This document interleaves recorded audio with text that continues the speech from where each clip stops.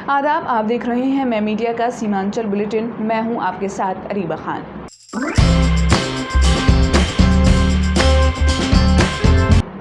गुरुवार 2 जून को कश्मीर में हुए आतंकी हमले में ईंट भट्टे में काम करने वाले मजदूर की मौत हो गई थी। मृत मजदूर की पहचान पूर्णिया के बनमनखी अंतर्गत लाड़ूगढ़ पंचायत के हटिया टोला के रहने वाले दिलखुश के रूप में हुई है। दिलखुश नारायण ऋषि का 23 वर्षीय अविवाहित पुत्र था। घटना के संबंध में बनमनखी के अंचलाधिकारी अर्जुन विश्वास ने बताया कि पूर्णिया जिला मुख्यालय से आतंकी हमले में जान गंवाने वाले मजदूर दिलखुश दास की पहचान कराने के लिए सूचना आई थी, जिसके बाद इसकी पुष्टि हुई है। अब ये रिपोर्ट जिले के अपर समाहर्ता को सौंपी जाएगी। इसके बाद आगे की प्रक्रिया जिला मुख्यालय से पूरी की जाएगी। लाडूगढ़ पंचायत के मुखिया प्रतिनिधि ओम कुमार ने बताया कि दिलखुश किसान का बेटा था। वह 10 दिन पहले ही काम करने निकला था। पहले पंजाब गया था और उसके बाद कश्मीर भेजा गया था। किशनगंज के शास्त्री मार्ग स्थित सागर मिल परिसर में 2 बड़े लोहा कारोबारी अग्रवाल स्टील ट्रेडिंग के मालिक रौनक अग्रवाल और रत्नाकर बार्टर प्राइवेट लिमिटेड के मालिक पवन अग्रवाल के प्रतिष्ठान में जीएसटी इंटेलिजेंस की टीम ने टैक्स चोरी की शिकायत पर छापेमारी की। पटना से आए जीएसटी के सीनियर इंटेलिजेंस अधिकारी के नेतृत्व में 6 सदस्यीय टीम ने 8 घंटे तक छापेमारी की और दोनों कारोबारी से अलग अलग पूछताछ की। छापेमारी के दौरान मीडिया के अंदर जाने पर प्रतिबंध था। किशनगंज में भाजपा विधायक विजय खेमका ने जाति आधारित जनगणना को लेकर कहा कि उन मुसलमानों और घुसपैठियों को जनगणना से अलग किया जाना चाहिए जो भारत में अवैध रूप से शरण लिए हुए हैं। उन्होंने कहा कि जातिगत जनगणना के दौरान रोहिंग्या और बांग्लादेशी घुसपैठियों की जनगणना न हो जाए, जिससे वे नागरिकता लेकर राज्य के लिए खतरा बन जाएं। इस पर विशेष ध्यान देने की आवश्यकता है। इसके लिए जनगणना के दौरान पारदर्शिता होनी चाहिए। देखिए, ये हमने अपनी बात को रखने का हर कोई को अधिकार है। हम सरकार में हैं और हमें करवाना है, और हमने अपनी बातों को रखने का काम किया है कि जब जो जाति गणना हो तो उसमें जो बांग्लादेशी घुसपैठियाँ हैं उनकी गणना न हो जाए, रोहिंग्या की गणना न हो जाए। ऐसे जो घुसपैठिया तत्व हैं वो अपनी गणना करवा के कल यहाँ का सिटीजनशिप ले लेंगे, यहाँ की सुविधा ले लेंगे। ये नहीं होना चाहिए, पारदर्शिता पूर्ण होना चाहिए।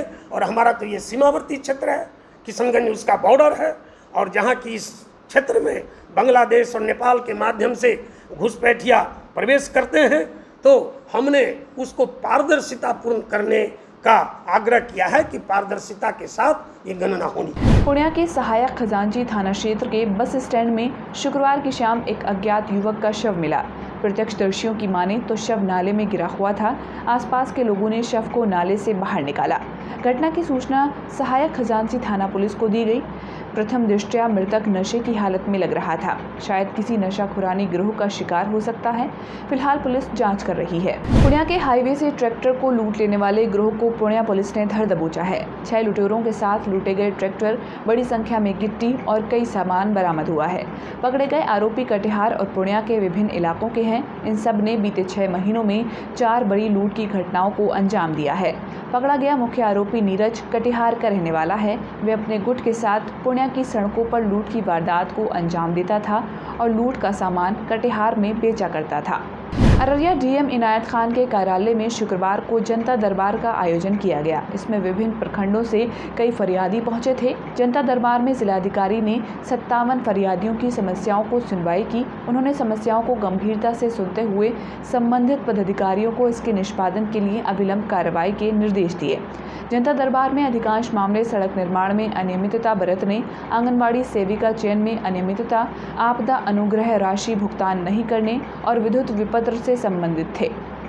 उधर कटिहार में एसपी जितेंद्र कुमार अपने चैम्बर से बाहर आकर खुद फरियादियों से मिले। इस दौरान उन्होंने कहा कि लोगों के पर्सनली मिलने से समस्याओं को सुनने और जल्दी रिस्पॉन्स करने में आसानी होती है।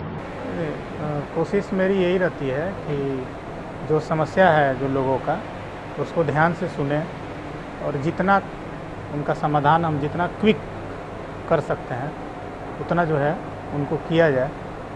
और सभी से जो है पर्सनली सबके साथ मिलते हैं तो उससे जो है समस्या को सुनने में जो है थोड़ा हमको जो है और जल्दी जो है हमको उसमें रिस्पॉन्स कर सकते हैं। तो इसलिए जो है एक नया तरीका जो है इसको अपनाया गया है। और मुझे आशा है, क्योंकि मैं देखता हूँ कि दोबारा लोग बहुत कम आते हैं एक ही मैटर को लेकर के, तो शायद मुझे लगता है कि ज़रूर इसका कुछ बेनिफिट लोगों को हुआ है। कटिहार के सालमारी थाना क्षेत्र के एक भीषण सड़क हादसे में 2 पुरुष और 1 महिला की मौत हो गई। बताया जा रहा है कि इस हादसे में बाइक और ऑटो की सीधी भिड़ंत हुई है, जिसमें बाइक पर सवार 2 युवक और ऑटो में सवार 1 महिला की मौत हो गई। घटना सालमारी थाना क्षेत्र के मुकुंडिया मोड़ के पास घटी है। बताया जा रहा है कि मृतक दोनों युवक सालमारी क्षेत्र के ही रहने वाले हैं। घायल अन्य लोगों को इलाज के लिए प्राथमिक स्वास्थ्य केंद्र में भर्ती कराया गया है।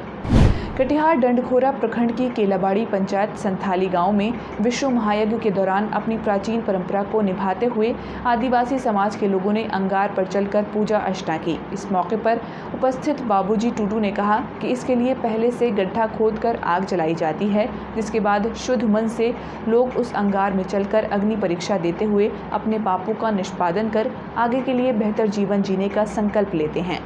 शुक्रवार को किशनगंज डीएम श्रीकांत शास्त्री द्वारा अशफाकुल्ला खान स्टेडियम खरगड़ा में गृह रक्षकों के नामांकन के लिए आयोजित शारीरिक दक्षता जांच परीक्षा हेतु कई व्यवस्था का निरीक्षण किया गया।